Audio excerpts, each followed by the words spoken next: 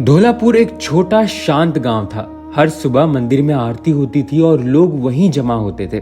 एक दिन मंदिर की सीढ़ियों पर एक पतला दुबला मिट्टी से सना हुआ कुत्ता बैठा मिला। उसकी एक टांग में हल्का सा लंगड़ापन था और आंखों में भूख से ज्यादा भरोसा। पंडित जी ने उसे पुकारा, आजा बेटा, भूखा है क्या? कुत्ता धीरे धीरे आया और जमीन पर लेट गया। पंडित जी ने उसे बची हुई खिचड़ी दे दी। उस दिन के बाद तो वो कुत्ता हर सुबह मंदिर आ जाता और चुपचाप वहाँ पर बैठा रहता। आरती के खत्म होते ही वो कुत्ता मंदिर की देहरी चाटता, जैसे वो धन्यवाद दे रहा हो। गांव के बच्चों ने उस कुत्ते का नाम टॉमी रख दिया। अब टॉमी सिर्फ एक आवारा कुत्ता ही नहीं था, वो गांव का हिस्सा बन गया था।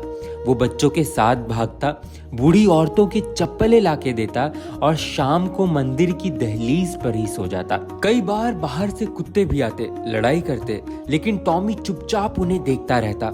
अब वो गांव का रक्षक बन गया था। एक दिन गांव में कुछ ऐसा हुआ जिसे देखकर सब लोग हैरान हो गए। एक बार गांव में चोरी हो गई।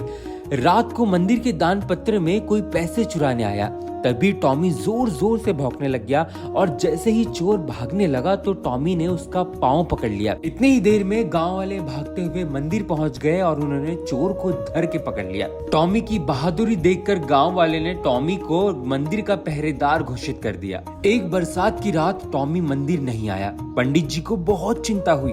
अगली सुबह जब मंदिर के पीछे देखा गया तो टॉमी वहां पर बिना आवाज किए हुए पड़ा हुआ था।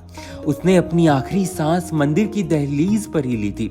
गांव वालों ने मंदिर के बगल में ही टॉमी का एक छोटा सा समाधि स्थल बना दिया।